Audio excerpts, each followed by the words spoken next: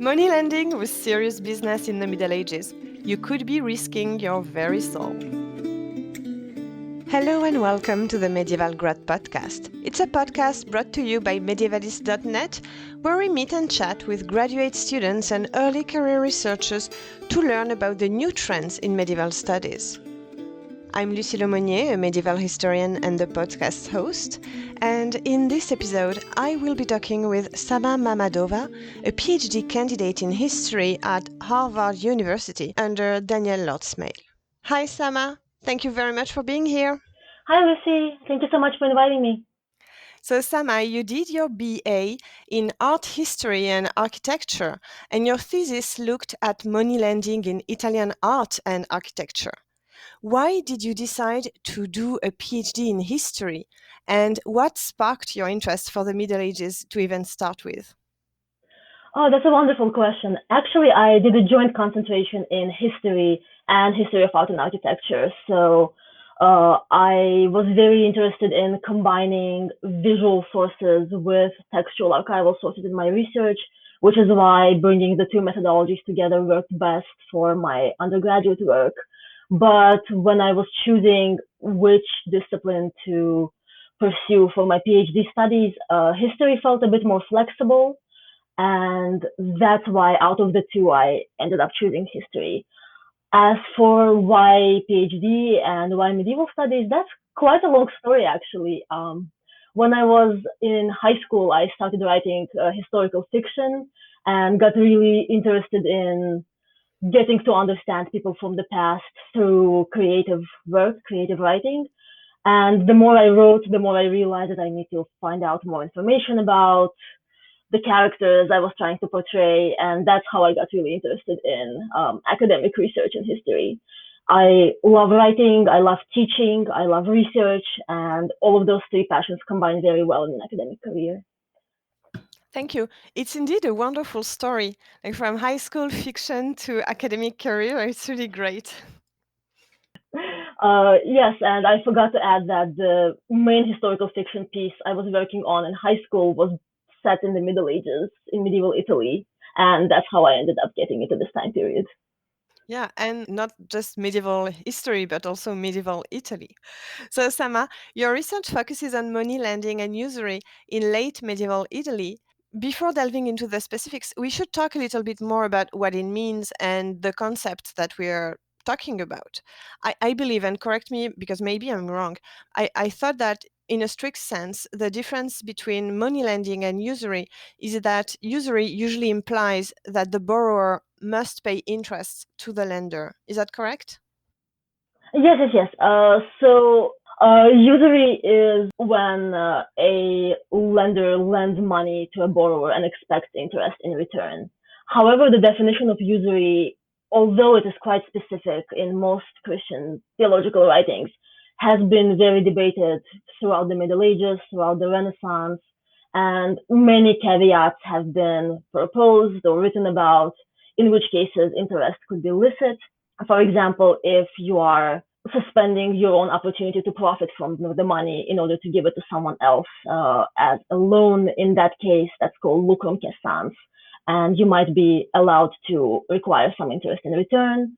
Or damnum emergens is when you are risking losing your money because of an international shipment and the ship might get lost or something like that. And as a result, you're also allowed to require interest. But yes, in general, any kind of lending with interest was highly frowned upon and was considered usury. Yeah, and that brings me to the next question slash comment.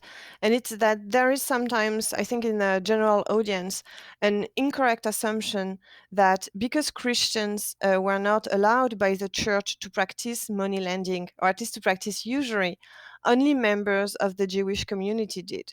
But actually, when anyone kind of looks at medieval sources, we can see a lot of Christians practicing money lending and usury, especially with the rise of international trade in the 13th century.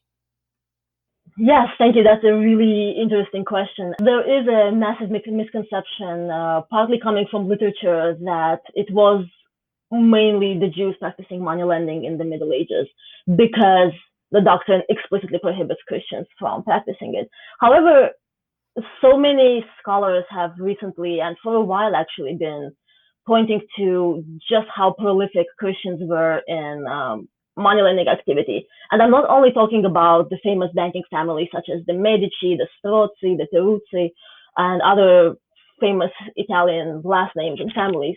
I'm also talking about peasants and just common citizens who would lend very small scale loans to their neighbors. So that was absolutely commonplace. But I think the reason why we tend to associate usury with Jews, quite unfortunately, is that there were so many sermons, for example, in the 14th and 15th century among the Franciscans in Italy, especially, that specifically associated money lending with Jews and created this archetype of a usurer as a Jew. A part of it was done in order to deter Christians from even attempting to go into that field, into that trade, and just out of the fear of being associated with the commonly detested minority in Europe. But as a result, this image of a Jew as a moneylender has been coined at the time. Yeah. And it still persists today. Yes, unfortunately, too well. Yeah. Before we talk about your sources and stuff, maybe you could elaborate a little bit on the Christian doctrine towards money lending. Yes, well, the Bible is quite explicit on lending, expecting nothing in return. And there are so many passages in the Old Testament and in the Gospels indicating that lending usury onto your brother is very explicitly a sin. And as a result, starting from the very early patristic period, usury had always been prohibited and decried. However, as we are moving into the Middle Ages, the scholastic theologians, thinkers, beginning with Albert the Great, Thomas Aquinas, and then moving on to Peter John Olivi and many others, had realized that it's impossible to completely deter people from lending with interest. And more frequently, you would see in scholastic literature efforts to create some caveats for illicit forms of lending money with interest. We see it especially prominently, as I mentioned earlier, in Peter John Olivi, a Franciscan theologian who wrote a treatise on contracts and tried to find ways to both prevent any excesses in lending with interest, but also create a framework within which a productive economy could develop. And as I said, the ideas of ceasing profit or preventing risks was used very cleverly by Peter John Olivi to enable some kind of economic activity that involved lending with interest. And as many Italian city-states were becoming prominent in international commerce, international trade, this effort to create these caveats became more and more commonplace. We would see it even among the most passionate preachers against usury. So, a relationship between the church and usury is very long and complex and far less black and white than we often tend to assume. One of the most important parts of this relationship for me is the interaction or a set of interactions between merchants and their confessors. Merchants who would lend money with interest and would then come to their confessors saying, I have committed a sin, what should I do? Everyone is saying that usury is a deadly sin, and I really need to find a way to atone for it. And there was an elaborate set of ways for merchants who have lent with interest to atone for their sin. And Gerard of Siena has written a lot about that in the 1300s, for example, that if you have lent with interest, you are expected to restore every single cent that you have lent to your client. And if the client cannot be found, to his family. And if the family cannot be found, you have to give this money to charity or ideally to the church. And this is where my research focuses the most, is this idea that there isn't one good way of atoning for the sin of usury. And as a result, in the 14th, 15th centuries, well, I would say starting in the 13th century even, there is a proliferation of very creative ways of making amends with the church and with one's own conscience.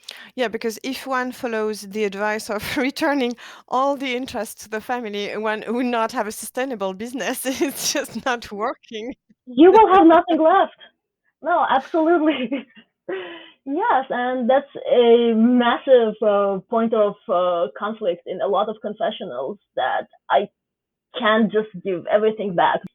There is this huge debate about, well, what if I lent money to someone and got 5 florins back as interest? Then I invested those 5 florins into something else, which is very valid. Should I be restoring that profit as well, because that was stemming from ill-gotten gains, stemming from those bad 5 florins, or not? And if you were to follow all of these instructions to the dot, you would very likely end up much poorer in the end of your life than you were when you were starting to lend money. With the sources you've already looked at, you mentioned before we started recording, like a book of accounts, and I read one of your paper. You mentioned also a will, so testaments. So what kind of strategies do you see moneylenders using to kind of reconcile the sin and the business?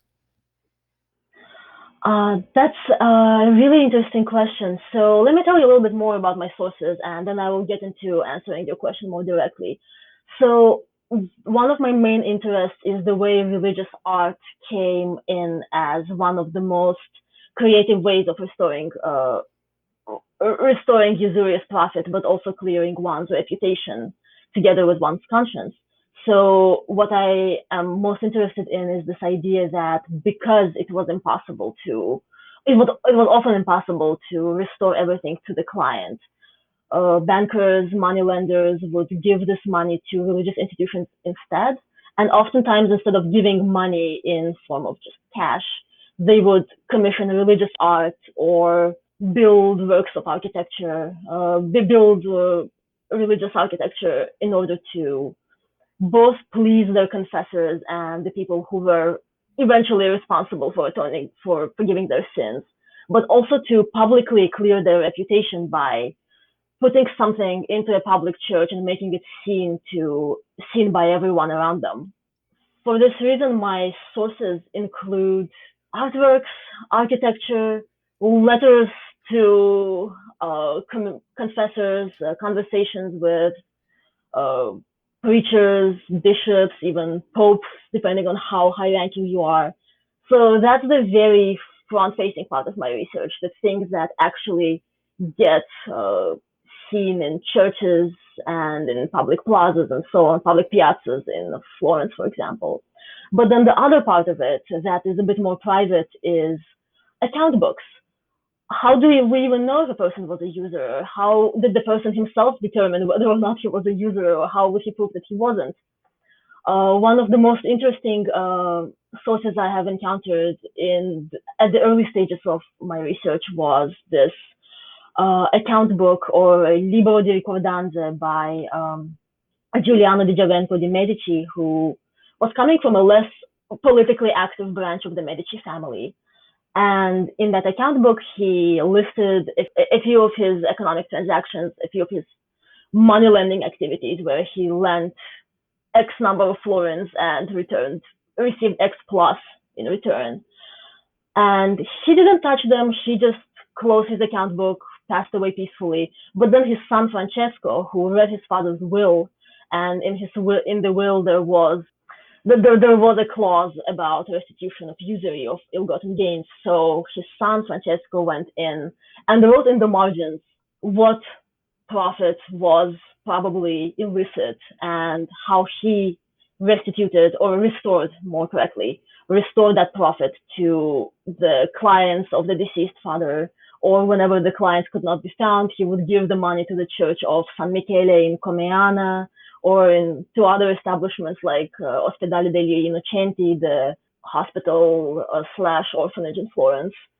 So these are the kinds of intimate moments that one can experience while working on these very private account books of families, where you could see a father's life and a son's reflections upon that life all on one page. I also work on wills and testaments, records of the religious institutions that receive the donations. And also, and this is probably one of the most interesting parts of my source base, I work a lot on sermons that motivated the bankers to perform these rituals of atonement. A lot of the sermons I'm looking at are by observant Franciscans in the 14th and 15th century. And when I say they are passionate, I mean they're very, very graphic and powerful and grotesque. You get compared to animals, crazy biblical creatures, and it's colorful and very, very interesting to read and reflect upon. Yeah, so tell us what would happen to us if we were to practice usury. Okay. Well, I always like to start answering this question by referring to a passage in Dante Alighieri's Inferno, where when Dante and Virgil famously go down to hell in the seventh circle, they encounter several men with money bags hanging on their necks. They're transformed into these semi-human, semi-beasts. He comes up to one of them, and this is the famous Reginaldo degli Scrovegni of Padua, who was a usurer, and just the way he talks and the way he moves is resembling an ox with a long tongue. So essentially, what is happening is this person has completely lost his human form just because of how bestial he was in his desire to make money. So that's just Dante. But when we talk about people whose religious teachings were truly influencing the lives of the flock of Christians, Christian moneylenders, the descriptions get even more graphic. So Saint Anthony of Padua very famously compares a usurer to a lion whose teeth are sharp and stiff, and he has the dung of usury in his mouth. And then he moves on to describe just how damned and cursed they are and how definite it is that they will go to hell. If we read the writings of James of Vitry, for example, there are so many exempla describing users being dragged into hell by demons, liquid gold being poured into their mouths and eyes and ears, or hot steaming coins being stuffed into their throats. We see a lot of that in art, actually. There are very, very graphic representations of usurers being punished in hell in the Last Judgments. So the famous Reginaldo degli Scrovegni, who features in Dante's Inferno, is also portrayed in the Arena Chapel in Padua, which was commissioned by his son Enrico as an act of restitution for his and his father's sin of usury. So Enrico degli Scrovegni was a moneylender, his father was a moneylender, and he commissioned this chapel, this beautiful chapel painted by Giotto, in order to make up for the sin, to clear his father's very, very prominent reputation as a usurer. And what we see in those hell images, those hell visions, is users again being portrayed with the money bags on their necks, being drowned in flames. And yes, it's very interesting to think of how people living at the time consumed this kind of visual culture and what it did to their psyche, how it may have inspired terror or anxiety in them. And I imagine that was quite a powerful effect. Yeah, and it also had the effect to kind of prompt people to give back to the church. So it's kind of the circle is complete. Absolutely, yes. And then you would commission more paintings of a similar kind. Yeah. So before we say goodbye, I like to ask the same question to all my guests. And the question is, what advice would you give to a prospective graduate student looking for, looking into doing a PhD in medieval history? That's a really interesting question that I haven't thought about before this interview. I think I would want people who are considering a PhD in history to think exactly why they want to do it. Are they doing it just because they like school and they don't want to end their college days, or do they feel a very intense passion for teaching or whatever it is that is bringing them to a PhD. And once they find that, if they feel like they truly need a PhD in order to get where they want to be, then to relax a bit and to remember that an academic trajectory is never a straight line. And there will be curves, there will be zigzags. You will probably change your dissertation topic about 7 to 8 times, and that's completely natural. So it is very important to remember that you came into this discipline, into this world of academia, because you're curious, because you have this keen interest in what you're doing, and to not lose that curiosity and that excitement as you're preparing for your general exams or scrambling to get more grants. Thank you very much, Sama. Thank you for coming. Thank you so much for having me. Thank you for all these interesting questions. That was Sama Mammadova, a PhD candidate in history at Harvard University. Her info are in the show notes. Stay with us because the episode isn't over yet. It's time for the second segment of the Medieval Grad podcast, where I talk with Peter Konieczny from medievalist.net. Hi, Peter. How are you? What did you think of the interview? Oh, this is a topic that I've always had kind of a little interest because I'm interested in banking and merchants and things like that. What brought to me first was like there's a story that like how the Renaissance came was because all these bankers, the Medici and stuff like that, they felt guilty over like what they were doing, their money lending. So that to assuage their guilt, they would commission paintings and build up churches and things like that. So thanks to usury, we have all this great art. Yeah, that's true. So that's the story. But what I really found interesting was how the idea that like how money lending was so widespread in society. Like if you go into first year university course, you only hear like, there was like Jewish people that were lending out to the Christians, and that's what got them a lot of persecution. But if you go through any kind of record, especially like records of like villages and towns and stuff like that, you see people are lending money all the time to each other, right? And everyone's got to deal with the kind of religious and social issues regarding that. Yeah. That's why I enjoyed, kind of looking at what her kind of work is, taking a look at that. But yeah, it really does, open up a larger, perspective. Yeah. And it was really very widespread. And to kind of make a bridge with the Cathars episode, which you should listen to if you haven't yet, well, the Templars were in the end tried also because they were the king's bankers.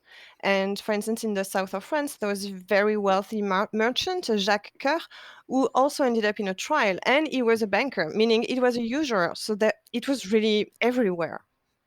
Yeah, I can imagine it's so stressful because if you're making money, you get a lot of hatred from society, right? And you could wind up with persecution. Like the Templars, that's how it does. Even the kind of the early 14th century bankers, they all go bankrupt, right? No one comes to their aid. So it's certainly like if you go into business of money lending, it's so much fraught with like consequences beyond the financial. So, but you can always give money to the church, and or tell Michelangelo. Yeah. It's very ironic. Indeed. I was looking at what we had on medievalist.net, and I really need to have more, but we have a kind of a profile of Jacob Fugger. He may be contender for like the richest person ever in history. So, and that's his job. He was like a financier. He was a banker to the Holy Roman emperors. So, so like he did well for himself. But that's 16th century. So, but yeah, no, I really like this episode. Thanks for doing it. Thank you, Peter. Do you have any more reading recommendations for our audience? If you want to learn, start looking into kind of Italian merchants and things like that, start with the Merchant of Prato. So it's a good like 70 years since it's been published, but I think it's a lovely book talking about one merchant and like his kind of various trades and stuff like that, and is making his way through business. And his name was Dattini, and he left a huge, vast set of records. So yeah, so it's a very kind of fascinating place, good place to start. Thank you very much, Peter. Thanks. You are listening to the Medieval Grad podcast, brought to you by medievalist.net. If you want to support us and this podcast, you can subscribe to our Patreon, www.patreon.com/medievalists. You can get a lot of very neat benefits on Patreon, including being able to hear these episodes early. We love doing this show and we really appreciate your help. I'm Lucie Laumonier. You can find me on Instagram. My handle is @thefrenchmedievalist. And you can also look me up on academia.edu. Thank you for tuning in. Goodbye. Au revoir.